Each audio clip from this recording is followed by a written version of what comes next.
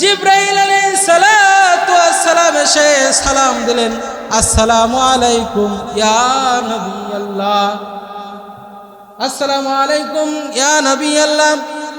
দাউদ আলাইহিস সালাম সালামের উত্তর নেয় না। অনেকক্ষণ পরে সালামের উত্তর নিলেন, ওয়া আলাইকুমুস সালাম। ভাই জিবরাইল, আমি তোমার সালামের উত্তর একটু দেরিতে নিয়েছি, এই জন্য কি তুমি আমার উপরে কষ্ট পেয়েছো কিনা? জিবরাইল বললেন, অবশ্যই আমি কষ্ট পেয়েছি, কারণ যদি আপনি সালামের উত্তর দেরিতে নেন তাহলে আপনার উম্মতের অবস্থা কি হবে? আপনি সালামের উত্তর কেন দেরিতে নিলেন? আইয়ুব আলাইহিস সালাম ডাক দিয়ে বলেন, ভাই জিবরাইল রে,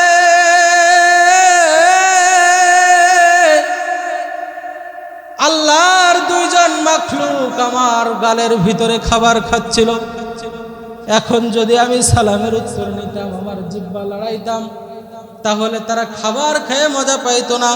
হতে পারে তাদের অর্ধেক খাওয়া হয়েছে আর অর্ধেক হয় নাই, তারা কষ্ট পেয়ে চলে যাবে আমার শরীর থেকে, এটা আমি চাই না। এজন্য তারা পেট ভরে খেয়ে যখন আমার জিহ্বা থেকে বিদায় নিছে, আমি এরপরে তোমার সালামের উত্তর নিছি। সুবহান। সে কোন বন্ধু বলো বেশি বিশ্বস্ত, সে কোন বন্ধু বলো বেশি বিশ্বস্ত, যার কাছে সব কথা বলা যায়, কার কাছে সব খুলে বলা যায়, হওয়া যায় বেশি আশ্বস্ত, হওয়া যায় বেশি আশ্বস্ত, তার নাম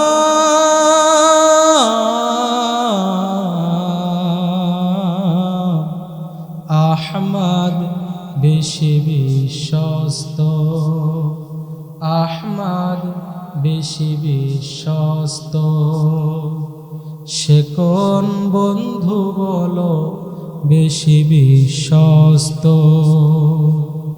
সে কোন বন্ধু বলো বেশি বিশ্বস্ত, যেজন কখনো ব্যথা দিতে জানে না, যেজনকে বলি মুছে দেয় বেদনা,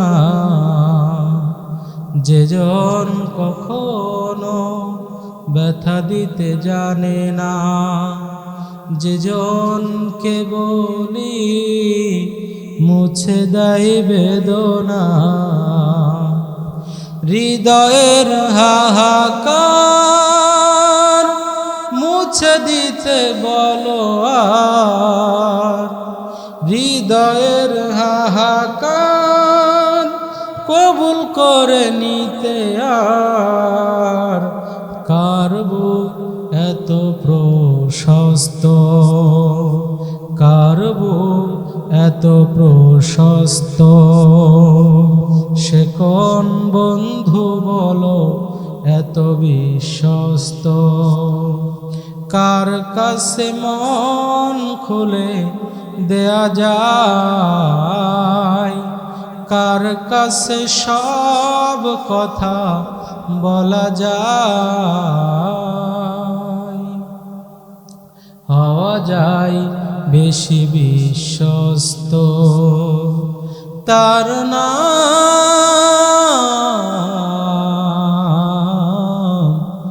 আহমদ বেশি বিশ্বস্ত, আহমদ বেশি বিশ্বস্ত। সকলে পড়ি সাল্লাল্লাহু আলাইহি ওয়াসাল্লাম। মানুষের জিন্দেগিতে যা ঘটে কার তরফ থেকে ঘটে ভাই? আল্লাহর তরফ থেকে। এটা কিন্তু ঈমানের অংশ, মনে রাখতে হবে। এটা কিসের অংশ? ঈমানের অংশ। আল কদরি খায়রিহি ওয়া শাররিহি মিনাল্লাহি তাআলা। ভালো হইলে আপনি নেবেন, খারাপটা আপনি নেবেন না। ভালো হইলে আমি আপনি সবাই নেই, অমুকের কারণে এই ভালো হয়েছে, তমুকের কারণে এই ভালো হয়েছে, কিন্তু খারাপটা নীতি রাখি না। ভালো মন্দ সব কার পক্ষ থেকে ভাই? আল্লাহর পক্ষ থেকে। জোরে বলেন, কার পক্ষ থেকে? আল্লাহর পক্ষ থেকে। ভালো মন্দ উভয় আল্লাহর পক্ষ থেকে, মনে রাখতে হবে, এটা ঈমানের অংশ। তা আল্লাহ এই কথাই বলতেছেন, আল্লাযীনা ইযা আসাবাতুহুম মুসিবাহ ক্বালু ইন্না লিল্লাহি ওয়া ইন্না ইলাইহি রাজিউন। রব্বুল আলামিন ডাক দিয়ে বলেন, দুনিয়াতে যারা আছে সবার উপরে বিপদ আপদ বালা মুসিবত আসে। বিষয়টা শুধু এমন না, শুধু ঈমানদারের উপরে বিপদ আসে এমন না। আমার আল্লাহ পাক রব্বুল আলামিন বলেন, শুধু ঈমানদারের উপরে বিপদ আসে না, আল্লাহ পাক রব্বুল আলামিন বলেন পৃথিবীর সমস্ত মানুষ যারা আছে সবার দিন একভাবে কাটে না। হিন্দুদেরও বিপদ আপদ বালা মুসিবত হয়, খ্রিস্টানদেরও বিপদ আপদ বালা মুসিবত হয়, তাদের জীবনেও দুঃখ দুর্দশা বেদনা আছে। কিন্তু আল্লাহ বলেন সবাই এ কথা বলবে না। কেউ কেউ বলবে, আল্লাহকে আমার এই চোখে দেখলো আর কারোরে দেখলো না, কি এমন পাপ আমি আল্লাহ তোমার কাছে করছিলাম যার দ্বারা তুমি আমারে এই বিপদ দিলা? আল্লাহ গো, আমি তো 5 ওয়াক্ত নামাজ পড়ি, আল্লাহ আমি নামাজ পড়ি, সিল্লা দিলাম, এত দান সদকা করি, এরপরও যেহেতু তুমি বিপদ দিছাও, নিঃসন্দেহে তুমি আল্লাহ সঠিক না। যদি তুমি সঠিক হয়ে থাকবা তাহলে আমি নামাজি, আমার উপরে বিপদ আসবে কেন? মানুষ এরকম বলে, সমাজে বলে কিনা? বিশেষ করে মা বোনেরা বেশি বলে থাকে, আল্লাহকে আমার এই চোখে দেখলাম, কি এমন অপরাধ আমি করছিলাম যার দ্বারা আল্লাহ পাক রব্বুল আলামিন আমার এত বড় বিপদের সম্মুখীন করলো। এটা হলো দুর্বল ঈমানের পরিচয়, এটা ঈমানদারের পরিচয় না। এজন্য আল্লাহ বলতেছেন, ওরে বান্দারা রে, তোমরা শুনে নাও, যারা ঈমানদার পৃথিবীর সবাই কথা বলবে না, কাফের মুশরিক বেদিনরা কথা বলবে না, কিন্তু যারা প্রকৃত ঈমানদার তারা বলবে ইন্না লিল্লাহি ওয়া ইন্না ইলাইহি রাজিউন। যারা প্রকৃত ঈমানদার তারা আমি আল্লাহর কাছে ডাক দিয়ে বলবে, আল্লাহ ভালো যদি হয় সেটাও তোমার পক্ষ থেকে হয়েছে, খারাপ হয়েছে তোমার পক্ষ থেকে হয়েছে, আল্লাহ তুমি যা আমার উপরে ফয়সালা করেছো আমি তার উপরে রাজি এবং খুশি। ওয়া ইন্না ইলাইহি রাজিউন। আল্লাহ তুমি যা দিয়ে খুশি আমি তাই মেনে নিয়ে খুশি। বুঝে আসতে ভাই? এই দুনিয়ায় কি শেষ? এই দুনিয়ায় কি শেষ নাকি আরো একটা দুনিয়া আছে? পরকাল আছে না নাই? হিসাব দিতে হবে কি হবে না? যদিও বান্দায় দেখে আল্লাহ টাকা পয়সা আমার নাই, আল্লাহ পাক রব্বুল আলামিন, কিছু মানুষ এমন বলে, আল্লাহ আমি এমনিতেই গরিব মানুষ, তেমন টাকা পয়সা আমার নাই, আবার আল্লাহ তুমি আমার এই বিপদ দিলে, তাও আবার ক্যান্সার। মনে করে কিনা মানুষের? আল্লাহ পাক রব্বুল আলামিন বলেন, ও বান্দা তুমি চিন্তা করিও না, আমি আল্লাহ কখনো কখনো বিপদ দিয়ে মানুষের মর্যাদা আরো বৃদ্ধি করে দিই। বলেন তো দেখি, আমি মাদ্রাসার জমিন দলিল করতে যে করলাম অ্যাক্সিডেন্ট কালকিনিতে, গেছি মাদ্রাসার কাজে, ও কাজ আমার না। কেউ কেউ আমারে বলছে, হুজুর আপনি কি মাদ্রাসার বড় হুজুর নাকি, ও জায়গায় আপনি যাবেন কেন? বলাটা স্বাভাবিক অস্বাভাবিক না। আমি মাদ্রাসার মুহতামিম না, কিছু না, একজন সাধারণ শিক্ষক। আমি গেছি মাদ্রাসার জমিন দলিল করার জন্য। জমিন দলিল শেষ, ফেরার পথে অ্যাক্সিডেন্ট করলাম। অ্যাক্সিডেন্ট করে বাড়িতে আসলাম ডিসেম্বরের 1 তারিখ। কয় তারিখ?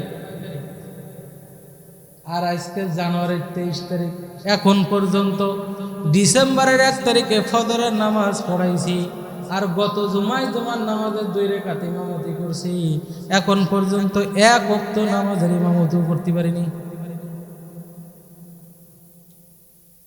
আমার অ্যাক্সিডেন্টের কথা শুনে কেউ কেউ এ কথাও মনে করতে পারে, মনে হয় কোনো জায়গায় হুজুর ভুল করছে, নাহলে এত বড় বিপদ আসবে কেন, এরকম কথা কেউ কেউ মনে করতে পারে। কিন্তু বিশ্বাস করেন, আমি নিজের চোখে দেখেছি। আমি যখন হসপিটালে আইসিইউ থেকে, যখন ওটি থেকে আমি বেরোলাম, অপারেশন থিয়েটার থেকে বেরোয় দেখি ঢাকা শহরে আমাদের মহল্লার যত মানুষ আছে যারা সংবাদ শুনছে সবাই আমার সামনে বসে। কিরে, আমি তো কারোর এই কই নাই, এত মানুষ আসলো কোত্থেকে? বাড়ি আসছি পরের দিন সকালে ফোন দিয়ে জিজ্ঞাসা, হুজুর কত নম্বর বেডে আছেন, কত তলায় আছেন?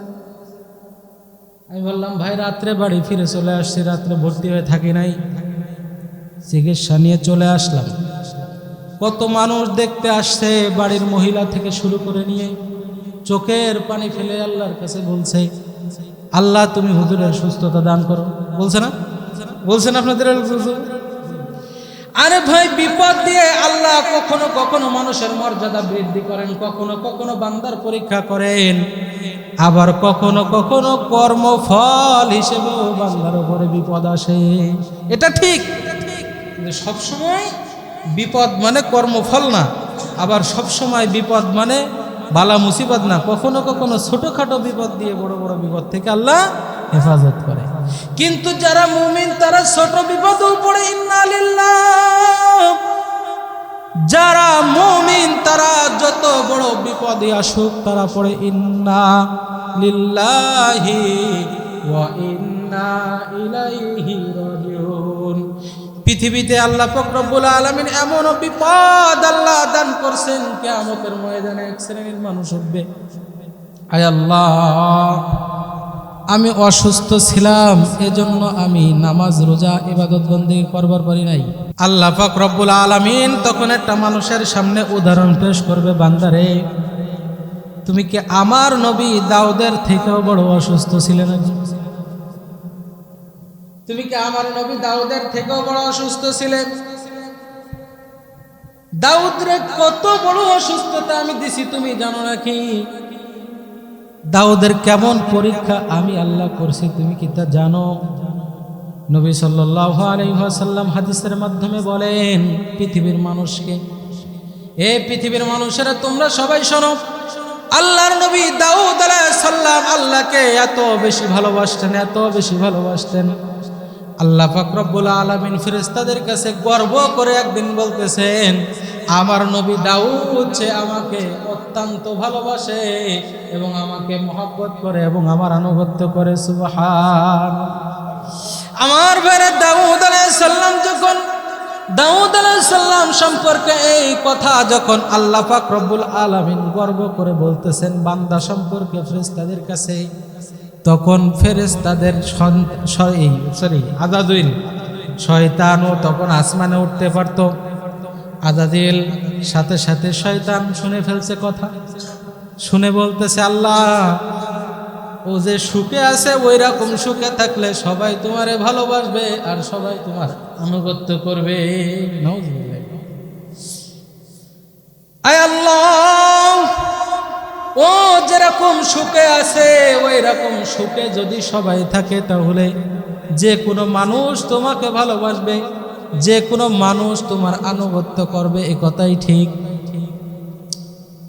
আল্লাহ পাক রব্বুল আলামিন বলেন না, সুখে বলে না, দুঃখে থাকলেও সে আমি আল্লাহকে ভালোবাসবে, দুঃখে থাকলেও আমি আল্লাহকে ভালোবাসবে। বলে না আমি আল্লাহ মানি না, আপনার কথা আমি মানি না। বলে তাহলে তুমি পরীক্ষা করে দেখো। বলে আমারে পাওয়ার দেন, আমি পরীক্ষা করব। পরীক্ষা করতে হলে আমার সে ক্ষমতা দরকার, আমারে ক্ষমতা দেন। আল্লাহ পাক রব্বুল আলামিন ডাক দিয়ে বললেন যাও তোমারে ক্ষমতা দেওয়া হলো, তুমি আইয়ুবে পরীক্ষা করো।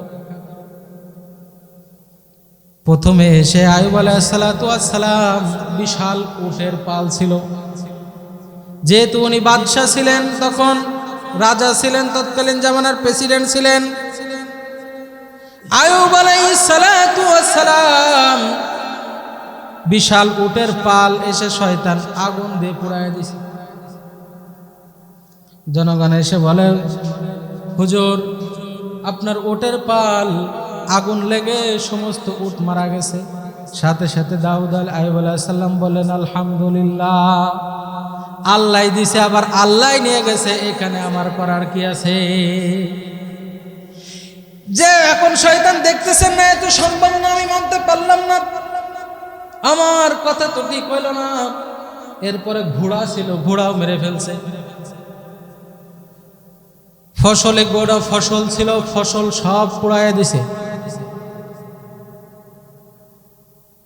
প্রজারা এসে বলতেছে, রাজা আমরা তো না খেয়ে মরবো। বলে কেন? বলে আমাদের যত ফসলি জমিন আছে সমস্ত ফসলি জমিনে আগুন লেগে পুড়ে গেছে।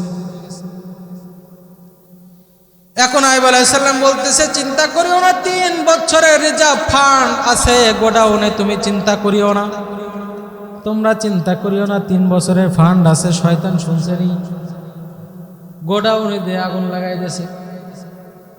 এখন অবস্থা কি? সর্বশেষ বলতেছে, কোনোভাবে যখন হয় না, আইয়ুব আলাইহিস সালামের 12টা সন্তান ছিল, 12টা সন্তান দেয়াল চাপা দিয়ে, ঘরে চাপা দিয়ে 12টা সন্তান মেরে ফেলছে। আইয়ুব আলাইহিস সালাম বুঝতে পারছেন, আমাকে আল্লাহর পক্ষ থেকে পরীক্ষা নেওয়া হচ্ছে, এখন আমাকে ধৈর্য ধরতে হবে, কোনো কথা বলা যাবে না।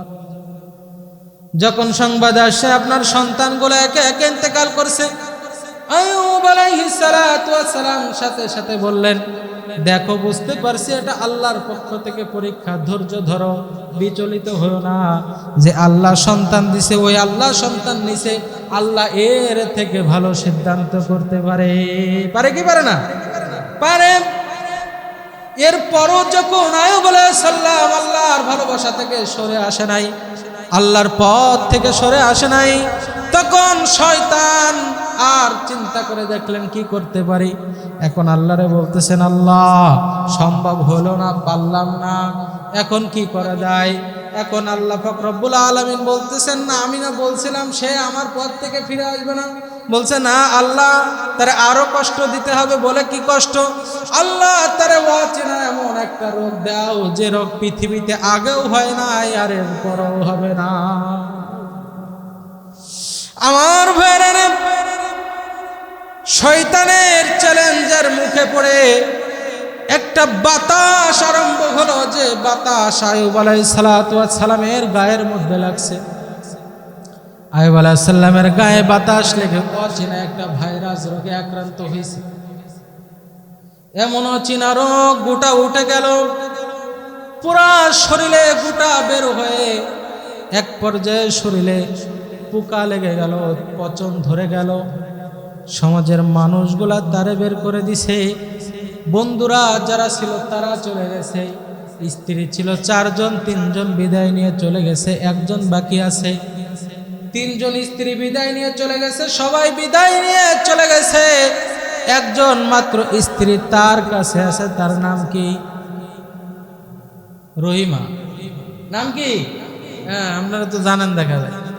এই রহিমা যায় নাই, সমস্ত স্ত্রী বিদায় নিয়ে চলে গেছে, বন্ধু বান্ধব বিদায় নিয়ে চলে গেছে, কাছের মানুষগুলা কেউ নাই। সমাজের লোকগুলা, দেশের জনগণ এসে বলতেছে, রহিমা রে, এই রাতের মধ্যে তুমি তোমার স্বামী আমাদের রাজ্য থেকে নিয়ে চলে যাবা।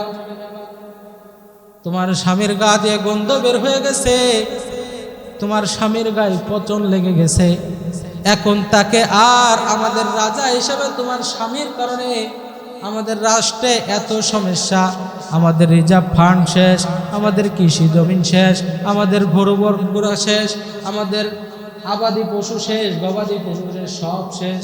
এমন হয় কোনো একটা অপরাধ তোমার স্বামী করছে, যার কারণে আল্লাহ পাক রব্বুল আলামিন তার এই শাস্তি দিছে। রহিমা, তুমি তোমার স্বামী নিয়ে তুমি আমাদের এলাকা ছেড়ে আর এলাকায় চলে যাও।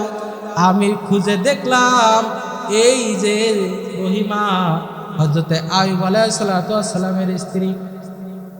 এই রহিমা ছিলেন হযরত ইউসুফ আলাইহিস সালামের নাতনি। রহিমা কে ছিলেন?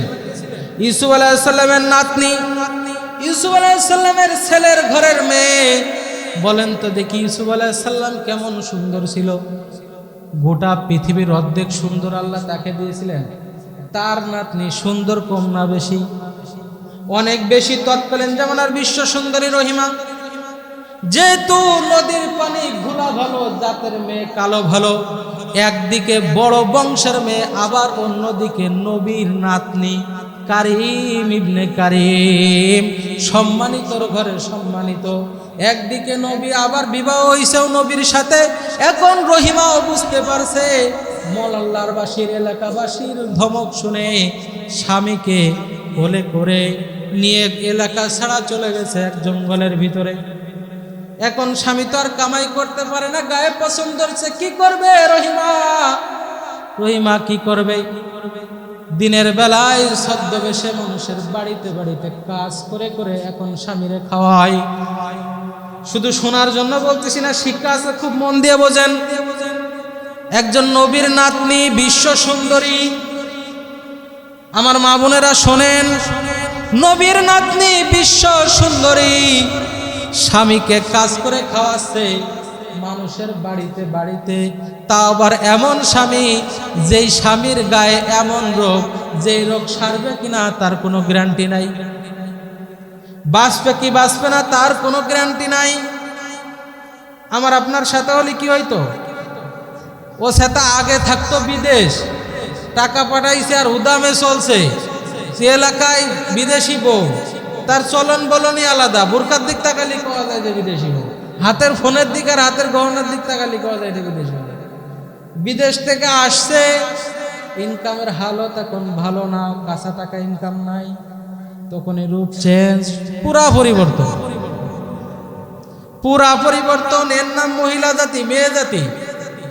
একটু আগে 32,000 টাকা উঠাইছি, ছোট করতে চাচ্ছি না, বোঝানোর জন্য বলতে। এটা নারী জাতির একটা অভ্যাস, যে স্বামী যদি দুর্বল হয়, সবাই না, কোনো কোনো মা বোনরা আছে তারা স্বামীর সাথে ব্যবহারটুকু ভালো করে না, আছে এমন। কিন্তু নবীর নাতনি হওয়ার পরেও, বিশ্ব সুন্দরী হওয়ার পরেও নিজের স্বামীর গায়ে পছন্দ লেগেছে, কোলে করে গ্রামবাসী তারে খেদাই দিছে, এক জঙ্গলে এসে আশ্রয় নিছে, আবার তারে বাড়িতে বাড়িতে কাজ করে খাওয়াচ্ছে। এটা আপনি কল্পনা করেন তো, আপনি এটা বিচিন্তা করে দেখেন তো, কত বড় কাহিনী, কত করুণ কাহিনী, ভাবার ব্যাপার। শুধু তাই না, এখন যেহেতু সে গ্রামে কাজ করতেছে, শয়তান ওইটাও দেখছে, গ্রামবাসীরা বলে দিছে, ওই যে ছদ্মবেশে তোমাদের ঘরে কাজ করতে আসে রে চেননি? বলে না, এ হলো যারা, যাদেরকে তোমরা গ্রাম থেকে বের করে দিছো, ওই ওরা আবার তোমাদের গ্রামে আসছে, এই রোগ তোমাদের মধ্যে ছড়াবে, নাউজুবিল্লাহ। গ্রামবাসী বের করে দিছে, কাজে এখন রহিমাকে আর নেই না। রহিমা কি করবে চিন্তা করে কুলকুল পায় না। সর্বশেষ একটা কোড়াল কিনে কাঠুরির কাজ করতে আরম্ভ করলেন, কাঠুরির কাজ করতে আরম্ভ করলেন, কাঠ কেটে বিক্রি করে স্বামীর খাওয়াইতেছে, স্বামীর সেবা শুশ্রূষা করতেছে। অসুস্থতা বেড়ে গেছে, দিনের পরে দিন যায়, মাসের পরে মাস যায়, বছরের পরে বছর যায়, কিন্তু আয়ুব আলাইহিস সালাম সুস্থ হয় না।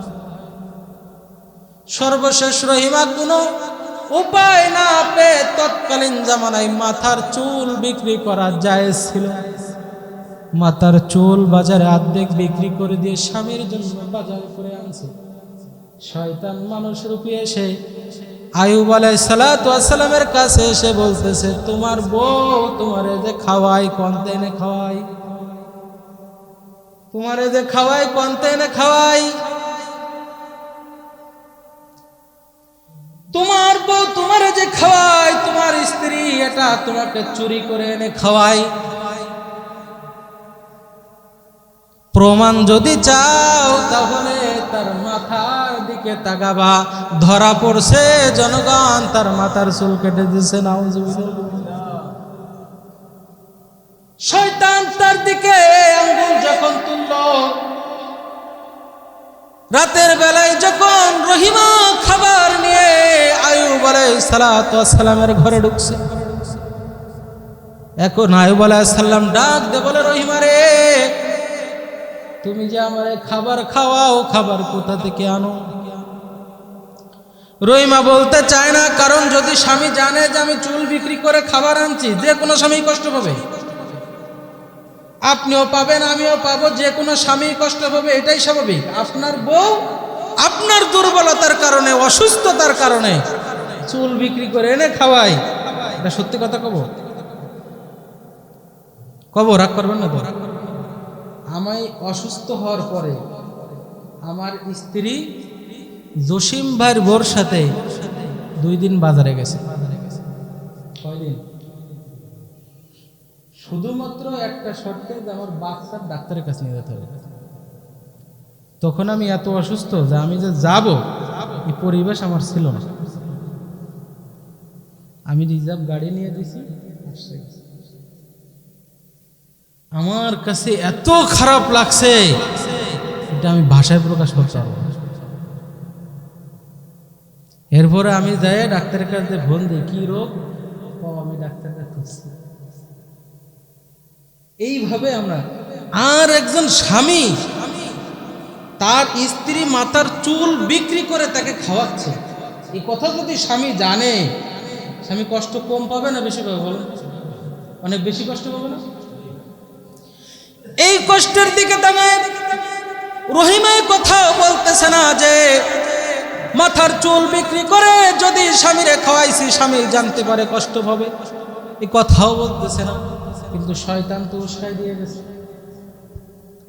শয়তান তো যা ঘটানোর ঘটনা ঘটাই দিয়ে থুয়ে গেছে। এখন আইয়ুব আলাইহিস সালাম ডাক দে বলেন, রহিমা রে, ও রহিমা, তুমি আমার যে খাবার খাওয়াও, এটা কি চুরি করে এনে খাও? না, আমি চুরি করে এনে খাওয়াই না।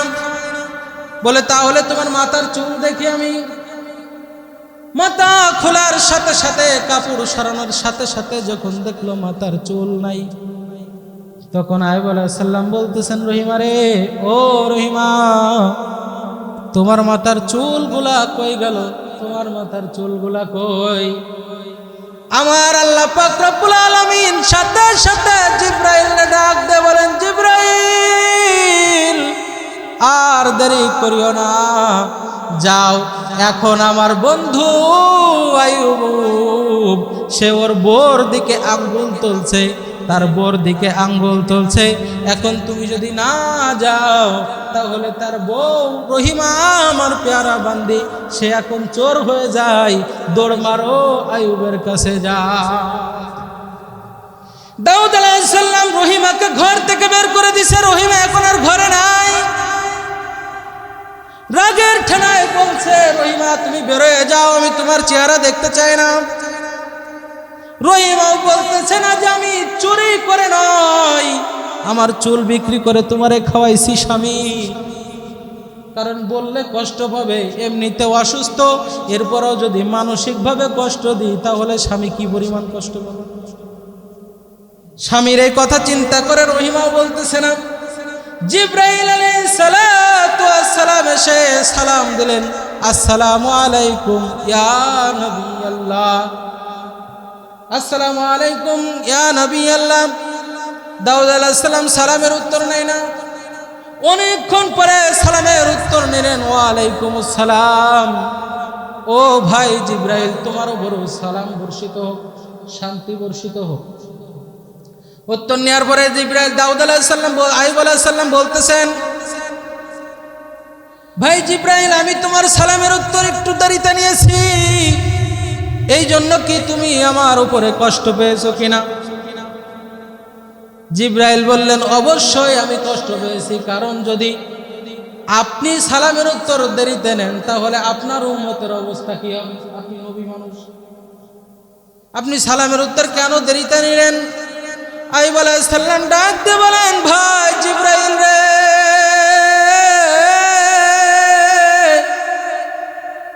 আল্লাহর 2জন মাখলুক আমার গালের ভিতরে খাবার খাচ্ছিল। এখন যদি আমি সালামের উত্তর নিতাম, আমার জিহ্বা লড়াইতাম, তাহলে তারা খাবার খেয়ে মজা পাইতো না। হতে পারে তাদের অর্ধেক খাওয়া হয়েছে আর অর্ধেক হয় নাই, তারা কষ্ট পেয়ে চলে যাবে আমার শরীর থেকে, এটা আমি চাই না।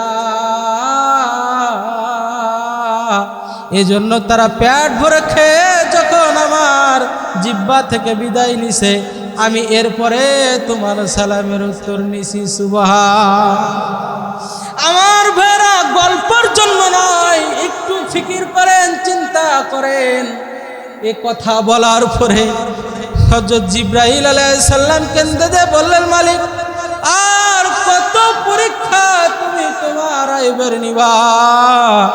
আল্লাহ তুমি কি তোমার আইবরে সুস্থ করবা না?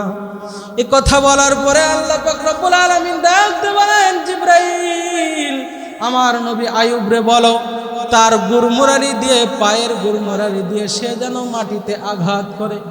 এ কথা বলার সাথে সাথে আইয়ুব আলাইহিস সালাম কান্নাকাটি শুরু করে দিলেন। কান্নাকাটি শুরু করার পরে জিবরাইল জিজ্ঞাসা করতেছেন, ভাই আইয়ুব কেন কাঁদতেছেন? বলে এই কারণেই কাঁদতেছি, আজ 18 বছর ধরে আমি অসুস্থ। আল্লাহ আমাকে কখনো ডাক দেয় নাই, আল্লাহ আমাকে কোনো নির্দেশ দেন নাই। আল্লাহ আমাকে যে পরীক্ষা নিচ্ছেন আমি পরীক্ষা দিচ্ছি। 18 বছরের মধ্যে সর্বপ্রথম আল্লাহ আমার আদেশ করলেন, মালিক আমার একটা আদেশ করছে গুড়মোড়া দিয়ে মাটিতে আঘাত করার জন্য, কিন্তু আমি গুড়মোড়া দিয়ে মাটিতে আঘাত করব, আমার তো গুড়মোড়াই নাই, গুড়মোড়াই কোনো গোস্ত নাই, আমি কি দিয়ে মাটিতে আঘাত করব? আমার ভাইরা, আইয়ুব আলাইহিস সালাতু ওয়াস সালাম এ কথা যখন জিবরাইল আলাইহিস সালাতু ওয়াস সালামকে বললেন, জিবরাইল এখন আল্লাহরে বলে, মালিক আইয়ুব আলাইহিস সালাতু ওয়াস সালাম যে মাটিতে আঘাত করবে, পাই তো গুড়মুড়ারি নাই। যখন বললেন আরে গুড়মুড়ারির দরকার নেই, কোন রকম মাটিতে পাটা টাচ করতে বলো। মাটিতে পা টাচ করার সাথে সাথে পানি বের হয়ে গেছে। আইয়ুব আলাইহিস সালাতু ওয়াস সালামকে পানি দিয়ে গোসল করানো হলো। আইয়ুব আলাইহিস সালাম এখন আগের থেকেও বেশি সুন্দর, আরো চেহারা উজ্জ্বল, বেশি সুন্দর হয়ে গেছে, রূপ যৌবন আরো বেশি সুন্দর হয়ে গেছে। ওইদিকে রহিমা কি বাড়ি আছে না নাই? নাই, ওই যে বের করে দিছে না। সন্ধ্যাবেলায় যখন আবার মানুষের ঘর থেকে খাবার নিয়ে আইয়ুব আলাইহিস সালামের কাছে আসছে, এসে এখন দেখে ঘরের মধ্যে জওয়ান তাগড়া যৌবনে উজ্জীবিত এক যুবক নওজোয়ান দাঁড়ায় আছে, যার চেহারা দুনিয়ার চেহারা নয়, যার চেহারা জান্নাতি চেহারা। উনি সাথে সাথে ভয় পেলেন, কিরে আমার বাড়ি পরপুরুষ কোথা থেকে আসলো? এখন রহিমা বলতেছেন, কে আপনি, কোথা থেকে আসলেন? আইয়ুব আলাইহিস সালাতু ওয়াস সালাম ডাক দিয়ে বলেন, রহিমা আমি পর পুরুষ না, আমি তোমার স্বামী আইয়ুব। আমার যে আল্লাহ পরীক্ষা নিছিল, ওই আল্লাহ আজকে আমাকে, তিনি আমাকে আবার যে আল্লাহ আমার চেহারায় রোগ ব্যাধি দিছিল, আমার চেহারা সৌন্দর্য নষ্ট করছিল, ওই আল্লাহ আমাকে আবার চেহারা ফেরত দিছে, সৌন্দর্য আগের থেকে বাড়ায় দিছে। শুধু তাই না, তিনি যখন রাষ্ট্রে ফেরত আসছেন, তার চেহারা সুন্দর, আগের থেকে দেখতে শুনতে ভালো, সব দিক থেকে ভালো। আল্লাহ পাক রব্বুল আলামিন তার রাজত্ব আবার পুনরায় ফেরত দিয়ে দিছেন। বুঝে থাকলে বলেন তো, রাজত্ব যে ফেরত দিছেন, কে দিছেন? কেড়ে নিছিলেন কে?